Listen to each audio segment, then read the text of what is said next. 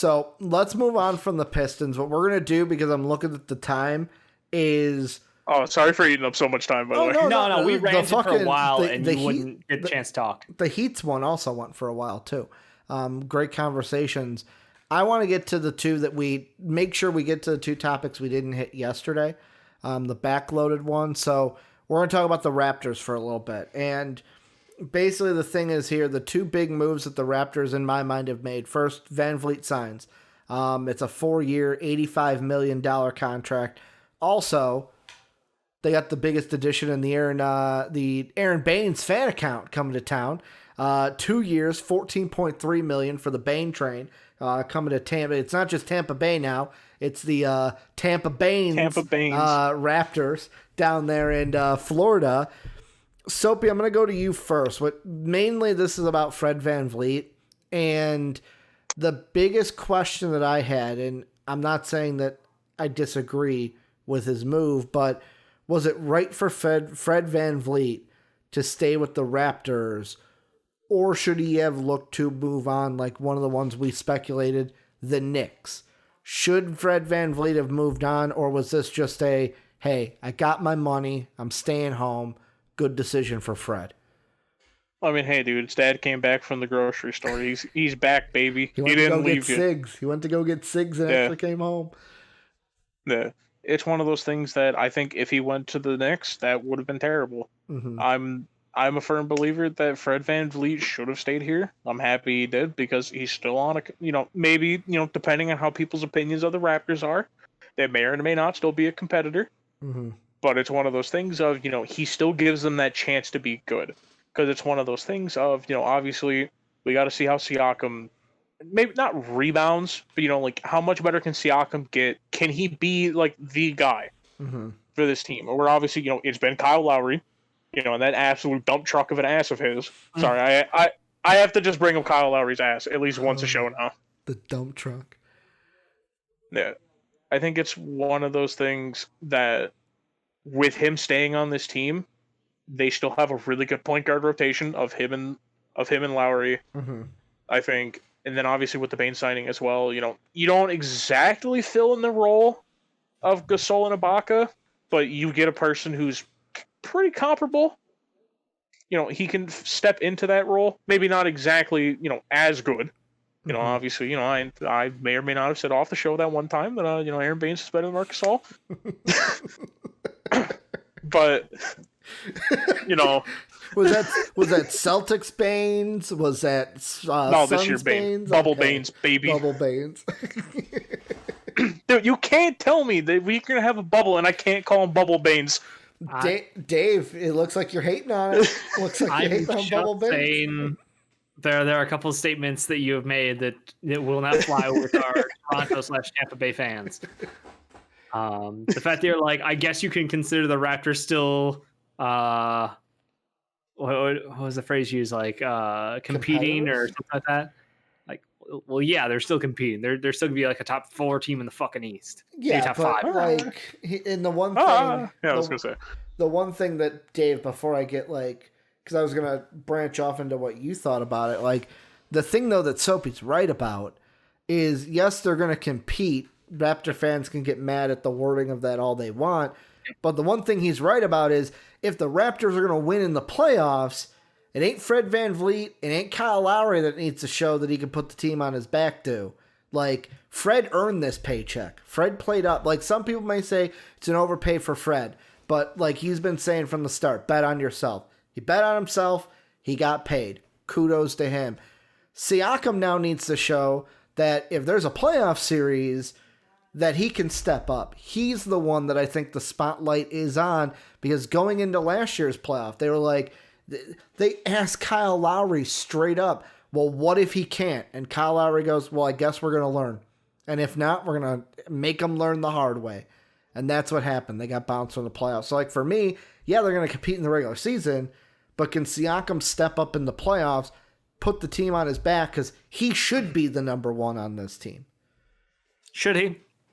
I think so. I think he should be the go-to guy. He's to me, I would say if you were saying who's the best player overall on the Raptors, Siakam's the guy that they should be saying he should be the best guy when you think of that. Not Fred The problem is VanVleet. last year Kyle Lowry was still the best guy. Yeah, that's a problem.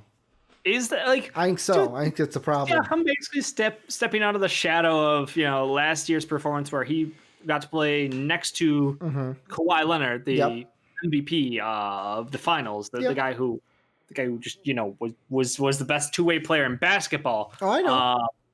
Like when you get to play off ball from that, your offensive stats get helped out. And I understand that he performed well without Kawhi on the floor. That helps his case, but like clearly this offense needs to be retooled with that void of Kawhi Leonard. Yeah. And I think they didn't do a good enough job. I'm not blaming Siakam for this entirely. I think this is partially on Nick Nurse.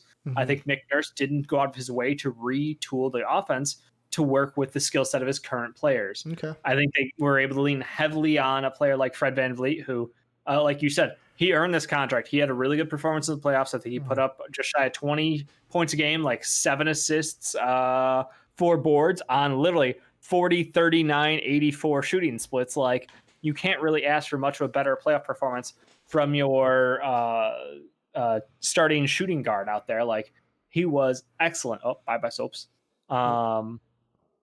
Yep, there you go. So yeah, you can't ask for a better performance out of a starting shooting guard from Fred VanVleet out there. So I love what he's done. And who's to say that he's not the guy who's going to take over this team?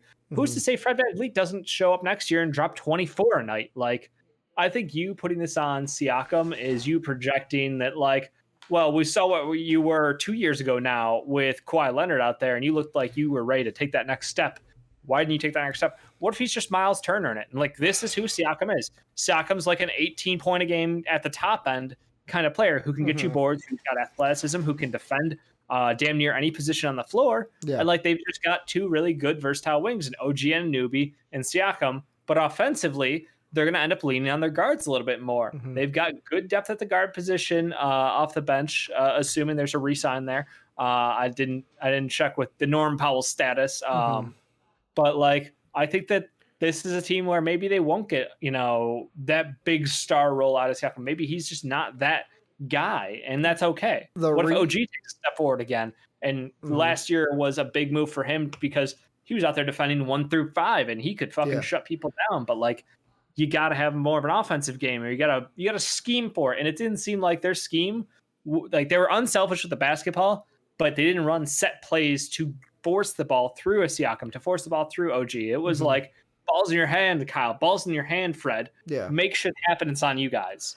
The reason, those were the players, it felt like. Reason why I put the expectations I did on Siakam is because the Raptors made me. And it's one of those things where I looked at right before the playoffs, I was sitting there and it's like, I am just taking what the Raptors were telling me. They interviewed Nick Nurse before that playoff series. They interviewed Kyle Lowry. They interviewed Fred VanVleet. All of them have the same message. They asked them, they're like, you don't have Kawhi this year. Who's going to step up? Every single one. Siakam. Siakam's got to be the guy. And that's where the Kyle Lowry run, where I said, where they're like, well, what if he doesn't? And Kyle goes, well, it's going to teach him the hard way. Like, the Raptors were telling me this. Drop a stat here because I forgot how truly abysmal. Just for context, when I mentioned Siakam being an 18-point guy in the playoffs, he was actually a 17-point guy this past playoff run. Because of note, he shot an abysmal 18% from 3 on nearly 5 attempts a game. He had a 2 of 13 performance against Boston. Yeah. I mean, like, that murders the shooting percentage. Like that is, I don't know if that's uncharacteristic. Like, it's below his average, so it's uncharacteristic. But that was abysmal as far as the shooting splits go. So like, I'm just gonna put that out there of like, matchup wise, clearly not ideal. JD calling him the mild mango. But yeah, back to you, Rick. It's like that. I was just like, it's not something to me. It's like, oh, now Kawhi's gone. It's all on you. I was listening to the Raptors. I was like, okay, this is what the Raptors are telling me. This is what they think, which then goes to the point, Dave, like you said, maybe then some of it is on Nick Nurse, because if you're telling me Siakam's the guy and you're not going to run plays for him, and it's just going to be like balls in your hand, balls in your hand, balls in your hand kind of situation, well, that's kind of on you too. If you want to make him the guy and he's not a creator himself, you got to go ahead and help him out, run some plays for him. Soapy, what are your thoughts? I think a lot of it does fall on Nick Nurse. Obviously, we gave him massive amounts of credits for what he did with the Lakers post Dwayne Casey, and obviously, some Raptors? of that. Raptors post Dwayne Casey. That's what I meant. Yeah, post DeMar DeRozan. Yeah, close enough. But it's one of those things that seeing the fact that he basically brought this offense into the the 21st century and everything is something that is commendable. And it's one of those things that, obviously he showed he could win with a star player, potentially top 3 player in the NBA. Who knows? Depends where you rank Kawhi. But, obviously it's one of those things, he showed his offense can win with that. He should have adjusted to where, like, okay, we don't have someone that caliber. Who do we have? Obviously you have people like Spicy P, Fred, Lowry, Ibaka, Gasol, OG, Powell. Like, you have these types of players. Like, okay, how do I adjust the offense to where now those shots need to be more distributed? Obviously, they do have really heavy guard play, like Dave pointed out, because a lot of their offenses ran through Fred and Lowry. I think it's one of those things that they should have found a way of, especially in that Celtics series, of when it ain't going in for Spicy P or Mild Bango, the ball may as well not be on his hand at the 3. Like, it's one of those things that almost felt like they kept going to a well that was dry. Like, they almost were like, I don't want to say like the offense was one-dimensional, but like we saw the cracks of like, okay, if one person's not playing well, we start seeing where the weakness in this offense is. I mean, obviously, and it's like that for every offense. I'm not going to act like it's only Nick Nurse's fault here. Obviously, that's kind of where I say it does fall a little bit on Spicy P. He can't play like that, because if you're expected to carry such a burden with the team, you can't be having performances like that. But I think it's one of those things Nurse should have been able to adapt from that and saying, okay, it's not working from 3 for him. How do we make it to where he's still effective, still involved in the game plan, but the 3s are limited because they ain't going in? I think that's something the Raptors should look towards. And seeing, obviously, now with Baines, obviously, I don't think he's going to keep the 3-point percentage he had this year, because if he does, my God, Baines is going to be OP. Yeah. But, like, for instance, I almost want to say find a way to play very heavily into Siakam's strengths, while also now having a guy, he's not afraid to put his body on the line. Like a lot of defenders in the NBA, and I'm not trying to do the whole, like, oh, centers are soft these days because they had 2 of, like, some of the more tough guys, but, like, Baines isn't afraid to get dunked on. Like, he'll put his body on the line. I mean, hell, we saw John Morant destroy him. He don't care what side of the poster he's on. Oh, there you go. Yeah, and it's one of those things that I think with bringing back Fred VanVleet, you bring back that staple of the offense to where now Nurse needs to find a way. Okay, obviously, with this much pressure being put on Siakam, can he handle that pressure? Or if they still want him to be that guy of, a lot of them are setting up, like Ricky said, where they're all saying, oh, it falls on Siakam, it falls on him, it falls on him. Maybe Nurse needs to tell the other players as well, like, no, it's not just Siakam. Everyone needs to step up, because if one player's not playing up to strength, everyone's got to move. Everyone's got to start picking up pace. And obviously, there's only so much players can do. Like, for instance, I'll say it right now, dude, I love Baines.